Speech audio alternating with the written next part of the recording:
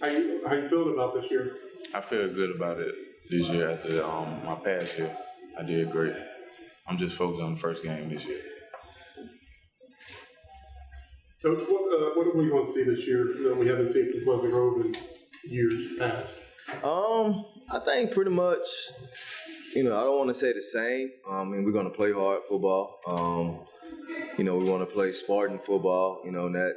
With that comes tenacity, playing with a certain type of swagger, but understanding that we're going to respect the game of football and everything that it has to give to us. But most of all, just coming out, taking it one game at a time and making sure that we're coming out and putting a good product on the field and making sure that these young men are playing the best football that they can play. For the players, what have you guys done on the offseason to prepare for this season coming in? Working in the weight room. Going over our plays, things like that. Been conditioning a lot, working in the weight room. What about social media played a big part in y'all's game this year? For other teams, trash talking, whatever. Now we try to lay low. We try to stay away from a lot of that. There's so many quality teams in 5A football, especially in 5A in the South, and in our area in general, that we try to avoid a lot of that. Start with game one, you're playing Mortimer Jordan. They haven't been in the finals. They was in the semifinals just about every year for the past 4 years. So we don't have much time to get on social media and play around and talk trash and anything like that. We kind of got to lock in and try to get ready to go. What if any advice or social media training do you give your players? Understand that everything you do is a job interview. Be cautious of what you're putting out there. Especially with guys that have the opportunity and ability to play at the next level, you got to understand they can go find 10 more of you.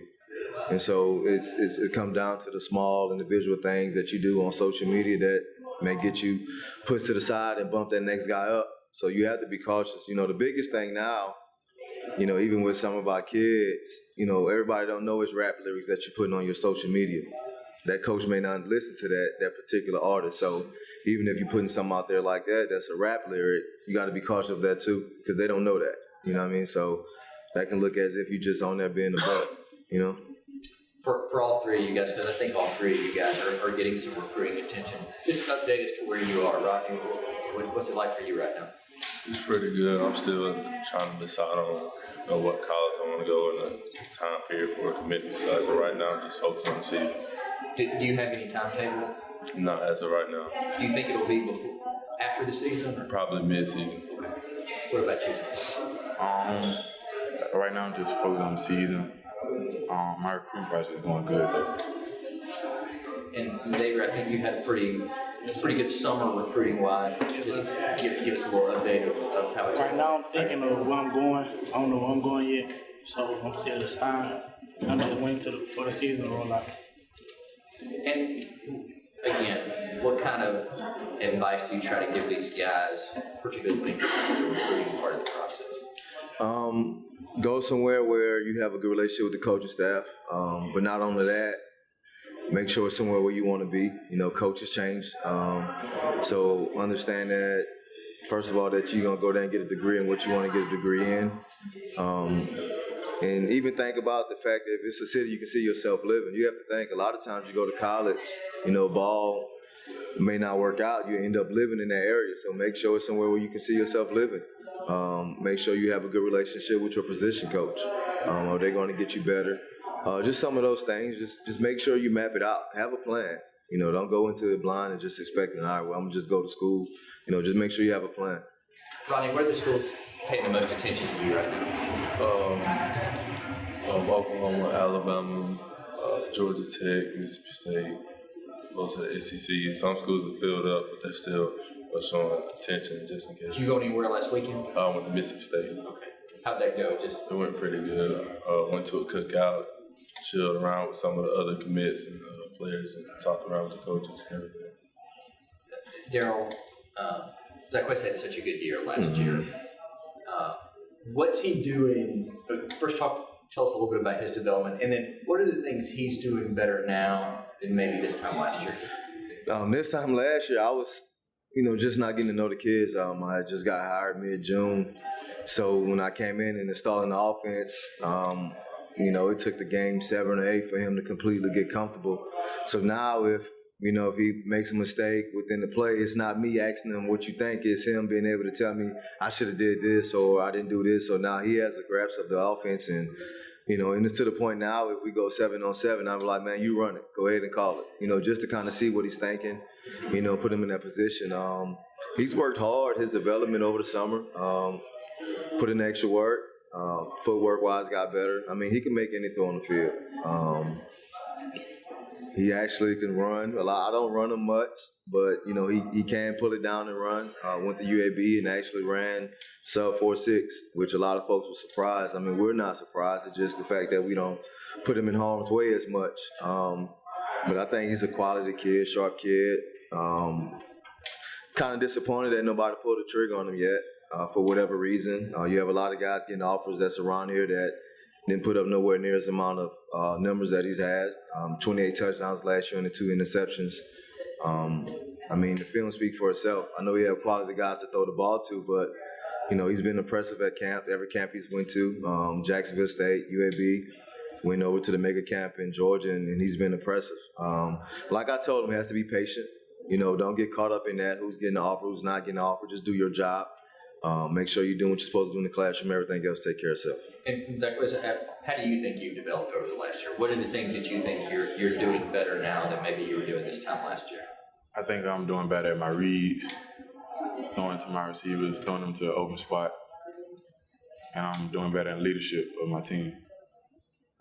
Coach, who's maybe a dark horse or someone that we haven't seen in the past from Pleasant Grove that might be stepping up this year that you, without giving away your secrets, that we might be on the lookout for this year? We have a kid that plays safety for us, Joe Jones. Joe will actually be a 4-year starter. I think his sophomore year he had 7 interceptions. Last year I believe he had 6.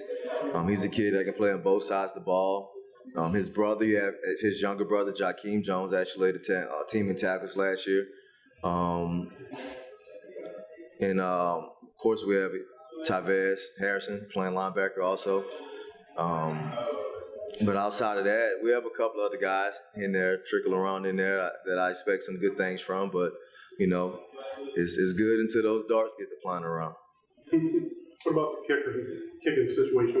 How's your kicking situation looking like this year? Right now it's going to probably be my starting slot receiver as far as field goals and extra point, and actually Rodney is my punter. So we're going to see how it works out. The biggest thing is just protecting him and giving him a chance to get it off. I think if he get a chance to get it off, I mean, he has a strong leg. Then with my slot receiver, Jamarian Furlow, he actually kicked a 35-yarder in the spring game that probably had another 10 yards. So I think we'll be fine. For the players, since you're out in my region, I have to ask. I know Coach will tell you to say every game is the game you get up for, but what's that one game that you guys look forward to playing, the one team, the one that you maybe have for him, your rival team? Personally, what's your favorite team? Just taking one game at a time. I like to take it one game at a time, but I also like to play Briarwood. Briarwood? Last year, I came in like the 5th game, so I didn't get to play against Briarwood and Ramsey, so those are 2 good teams. Briarwood and Ramsey? So. Did you guys play any game for this replay last year, Darryl? No, sir, we didn't. Okay. What do you think of this replay was? I mean, I believe that it can be a great asset to high school football. Until you're on the opposite side of it. But I believe it's going to be a great asset to our game of football, and I think we're kind of moving towards that direction anyway.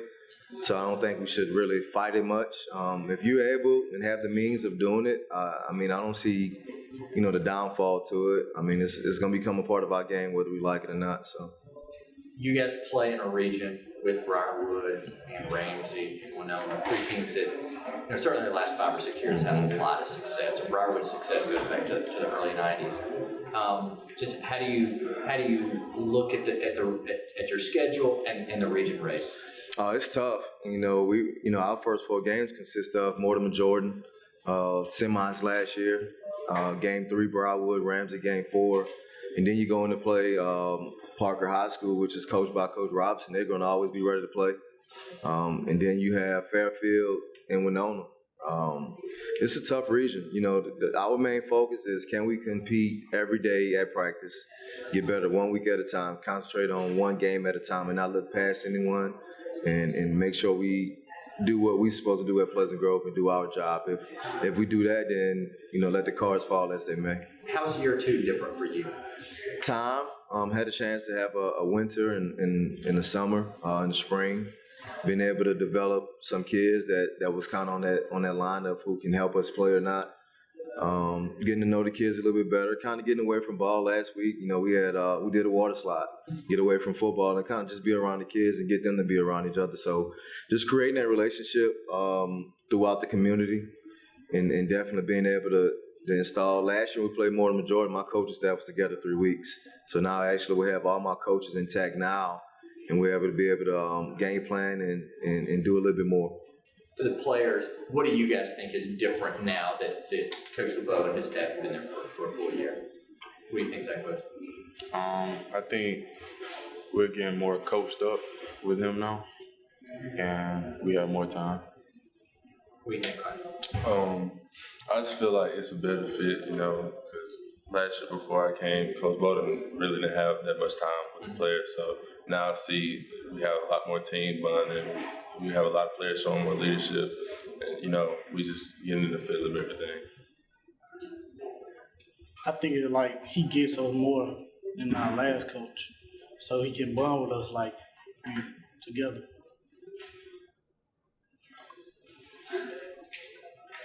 Last thing just for the players. This is media day. We're all here, you know, trying to find out as much as we can about the teams. What's one thing that you want us to know about Pleasant Grove when we leave here? What's one thing you think everybody should know about your team? We're coming this season. Zach West? We're slept on, but we're coming. We're ready to play every game.